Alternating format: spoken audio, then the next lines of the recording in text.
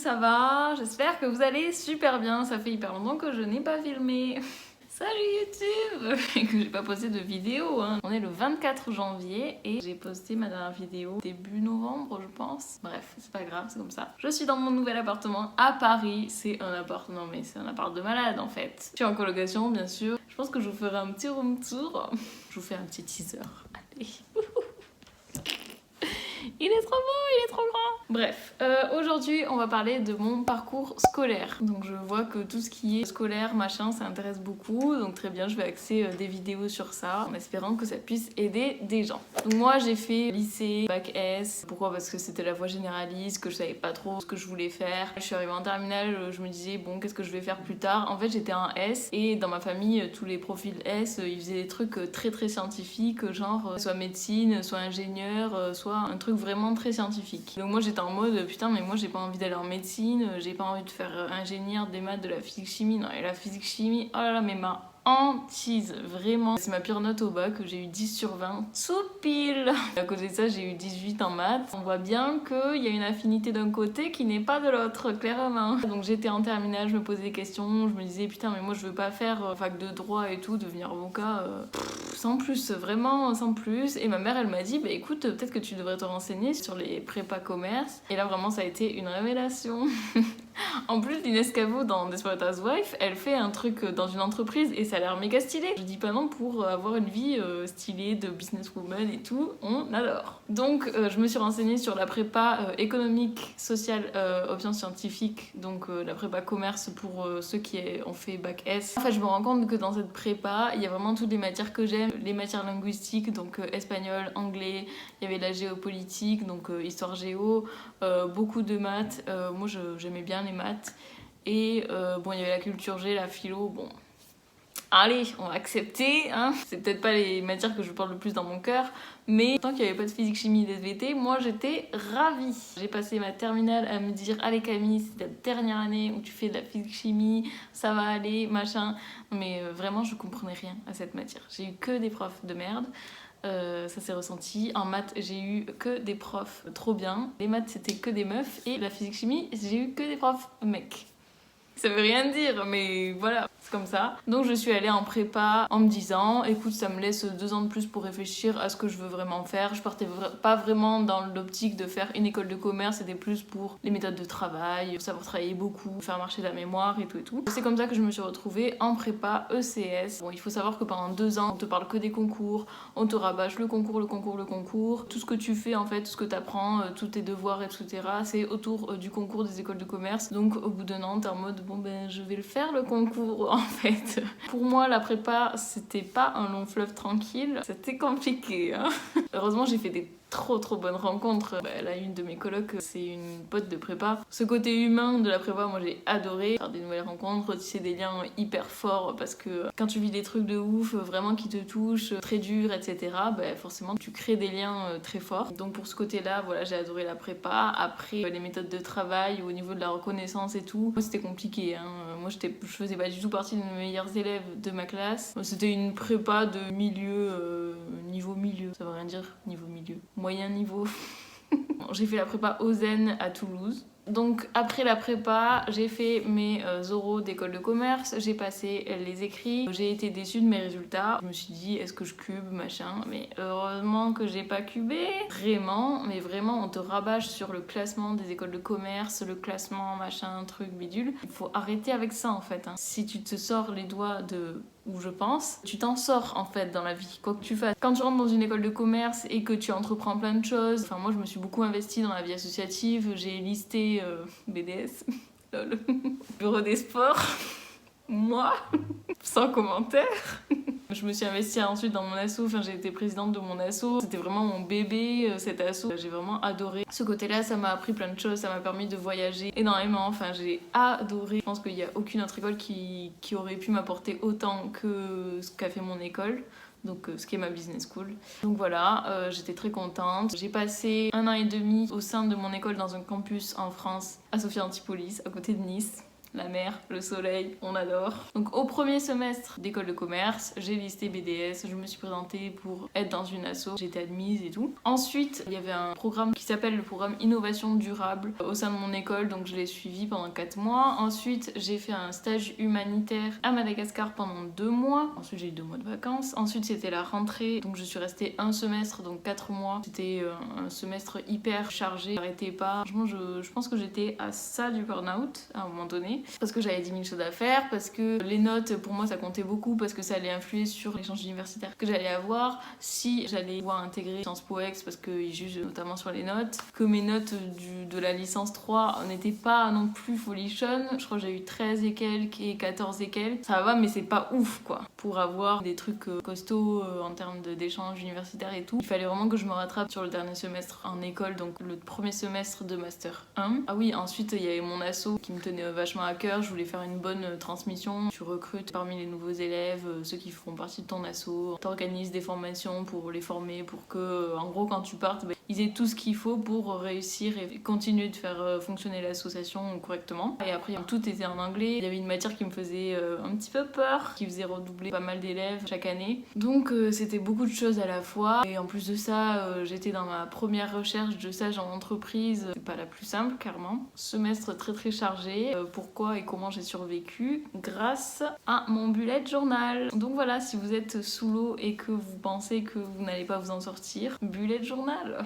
C'est ce que je vous conseille en tout cas. Bon, moi ça a fonctionné, mais moi je notais tout, hein. C'est-à-dire que les machines à laver que j'avais à faire, je les notais dans mon bullet journal. Ah, on en était arrivé là, hein. Bah oui, clairement. Mais bon, bref, je m'en suis sortie, alléluia. Ensuite, j'ai fait 2 stages en entreprise pendant 1 an, donc un premier stage de 6 mois, un deuxième stage de 5 mois à Monaco. Parce que le premier stage était à Paris, le deuxième à Monaco. Et ensuite, j'ai fait mon échange universitaire au Mexique, donc c'était mon premier choix, donc j'étais contente. Et pendant que j'étais au Mexique, c'est la période où tu dois faire tes vœux pour ton master. C'est à ce moment-là que j'ai demandé à intégrer Sciences Po Ex. Pourquoi Sciences Po Ex? Parce qu'il n'y avait pas vraiment de master à schéma que c'est une des raisons pour lesquelles j'ai intégré cette école plutôt qu'une autre, que je voulais retrouver cet aspect géopolitique, etc., que je voulais m'ouvrir des portes vers un autre milieu, vers des nouveaux camarades de classe, des nouvelles mentalités, des nouvelles manières d'enseigner, des nouvelles matières, parce que clairement la comptabilité, la finance, le marketing, MDR, c'est pas pour moi, hein. Enfin, j'ai pas aimé mes cours en école de commerce. Bon, en même temps, le jour où vous tomberez sur un élève qui vous dira « Ah mais moi j'ai adoré tous mes cours en école de commerce, c'était trop bien et tout, j'adorais aller en cours »,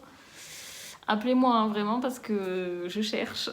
Après, pour autant, l'école de commerce, je regrette pas du tout de l'avoir fait. Je pense que ça m'a appris beaucoup de choses qui sont pas vraiment écrites sur le papier, c'est-à-dire qu'en termes de travail de groupe, de rigueur, d'organisation, c'est différent de la prépa où t'es submergé mais t'as un seul objectif, alors qu'en école de commerce tu peux accumuler plein de projets différents et même c'est pas pareil, tu vois, c'est pas il faut réviser, enfin, c'est aussi les relations humaines qui rentrent en compte. Enfin, moi j'ai bossé quand j'étais à Schema avec des personnes qui étaient en université, je suis désolée hein, mais c'est compliqué hein. Franchement, si j'avais pas été là pour prendre toutes les initiatives, pour dire bon on fait telle présentation, on dit ça, machin, bon mais qui c'est qui veut faire la présentation? Personne, bon mais Camille elle va s'en charger, super. Enfin c'était une catastrophe. Je sais pas, peut-être que je suis tombée sur vraiment le pire groupe de la Terre. Qu'est-ce qu'ils foutent là mes voisins? Bon ça tape. Pas grave, on va dire que vous l'entendez pas. Donc, on en est au moment où je fais mon échange universitaire au Mexique. En fait, il faut savoir qu'en prépa, j'avais eu une prof géniale en espagnol qui m'a vraiment fait adorer les civilisations hispanophones, la culture, tout ça. Je voulais améliorer mon espagnol parce que bon, c'est pas en école de commerce que tu entretiens ton niveau. Donc voilà, je voulais retrouver ça. Puis l'école était assez bien classée. Le campus, elle a l'air vraiment pas mal. Donc je suis partie au Mexique, trop contente. J'ai eu mon premier choix, youpi. Ensuite, à cause du coronavirus, je suis revenue en France, youhou! Et c'est à ce moment-là, quand j'étais en France, que j'ai reçu mes premiers résultats pour Sciences Po qui me disaient oh, vous êtes sur liste d'attente. Un mois plus tard, ah, mais vous êtes toujours sur liste d'attente. Un mois plus tard, ah, mais vous êtes toujours sur liste d'attente. Vous me sentez nulle, c'est normal. Et donc c'est à ce moment-là que j'ai envoyé des mails au directeur du master, etc. Je sais pas si ça a joué, je pense que oui, enfin, parce que quand tu reçois 3 mails d'une meuf qui qui est sur liste d'attente depuis... Bon bref, on n'est pas là pour chanter et pour danser. Quoique. Qu'est-ce que je disais là? Ah oui, Sciences Po. En fin de compte, j'ai été admise à Sciences Po. Alléluia! À Sciences Po Aix, hein, pas à Sciences Po Paris. Pas non plus... Donc très contente. Donc là j'ai fait mon semestre à Sciences Po. Donc là je suis en train de faire mon stage de fin d'études. Il faut savoir que Schema et Sciences Po ont un partenariat qui fait que tu peux passer ton master 2 à Sciences Po. Et du coup à la fin t'as les 2 diplômes, donc de Sciences Po Aix et de Schema Business School. Donc j'ai intégré Sciences Po Aix.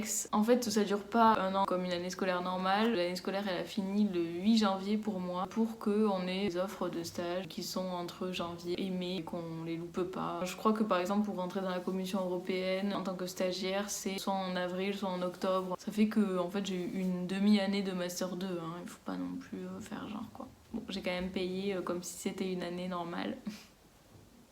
C'est ça qu'on aime.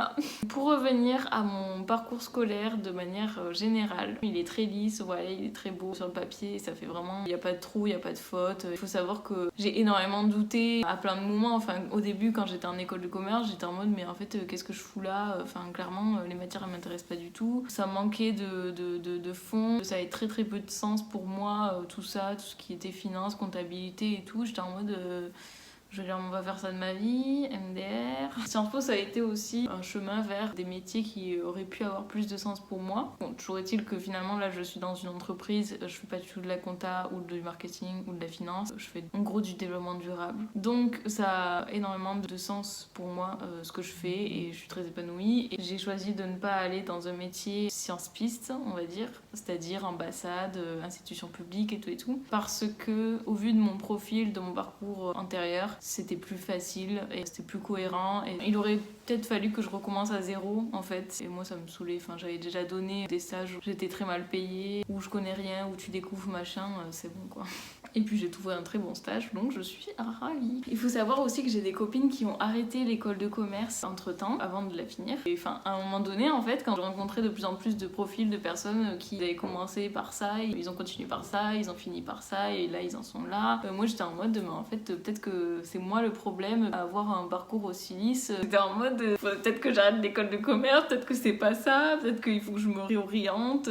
Donc c'est vrai que mon parcours à première vue peut sembler en mode lisse. Dans la plupart des cas, c'est pas du tout ça. C'est pas grave. Au contraire, c'est trop bien en fait d'avoir un parcours hyper varié. Enfin, moi je suis trop contente d'avoir fait mon double diplôme parce que vraiment ça m'a ouvert l'esprit, ça m'a fait voir une nouvelle façon de penser, de voir les choses, d'enseigner, de comprendre le monde. En plus, si c'était à refaire, je le referais 1000 fois. Mais voilà, enfin, en école de commerce, je me suis vraiment remise en question. Plein de fois, je me suis dit, mais en fait, qu'est-ce que tu fous là? Est-ce que c'est vraiment ta place? T'es vraiment en train de payer autant pour une école? Franchement, heureusement que j'ai pas eu l'école de commerce en temps de Covid parce que clairement, c'est chaud en vrai. Moi, je pense que les pires là dans cette histoire de Covid, c'est ceux qui, l'an dernier, mars et tout, ils étaient en dernière année de prépa. Leur concours, ils mettent 30 000 ans à arriver. Et là, ils arrivent en école de commerce et tout est fermé. C'est tout à distance et tout.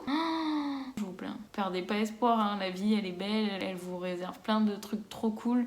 Mais là, vraiment, je vous plains. Je pense aussi, une chose très importante, on n'est pas fait pour un seul métier. Je pense vraiment que moi, j'aurais pu très bien m'épanouir dans d'autres métiers, typiquement dans des métiers plus science-pistes. Ou alors, cet été, j'ai été serveuse dans un restaurant. Franchement, moi, j'ai bien aimé, tu vois. Peut-être pas à vie, mais... Enfin, voilà, je pense vraiment qu'on n'est pas fait pour un seul métier. On peut s'épanouir dans différents métiers. Ne vous dites pas, je pars dans cette voie-là, donc je vais faire ça toute ma vie. Ça n'a rien à voir. C'est pas parce que t'as une formation que tu vas faire des métiers qui découlent de cette formation toute ta vie, bien au contraire. Il y en a énormément qui ont des formations de base qui ont rien à voir avec leur métier actuel. Quand on est jeune, c'est compliqué et tout, on sait pas trop vers quoi se diriger. Dites-vous que vous allez jamais perdre une année, même si vous faites rien. Moi par exemple, là il y avait le Covid, j'ai lancé ma chaîne YouTube, ça m'a appris des choses et tout, j'ai pu aider quelques personnes. Je suis trop contente en fait. Ne vous mettez pas trop la pression. Ce qui m'a décidé au début, c'est d'aller vers des matières qui me plaisaient. Après, je me suis laissée porter, clairement. J'ai eu des stages pour tester un petit peu. J'ai utilisé cette école de commerce pour pouvoir partir en voyage humanitaire. Là, je suis en stage dans une entreprise, alors que dans ma famille, j'étais pas du tout prédisposée à travailler dans une entreprise. Il y a personne dans ma famille qui a lancé une entreprise dans sa vie. Moi, j'envisage peut-être de le faire un jour. Enfin voilà,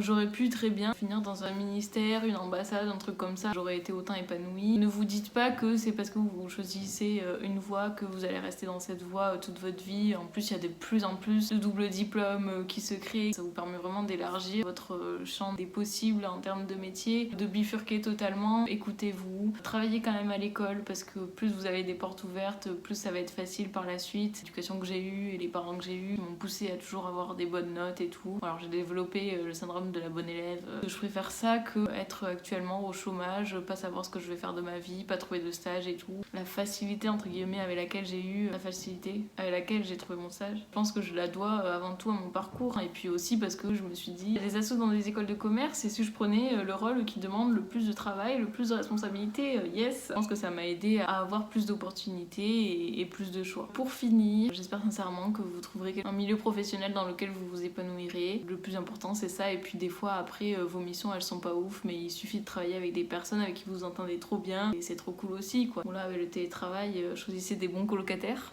Voilà, j'espère que cette vidéo vous aura plu, vous aura aidé un petit peu. Abonnez-vous. Je vous souhaite une très bonne journée. Bisous!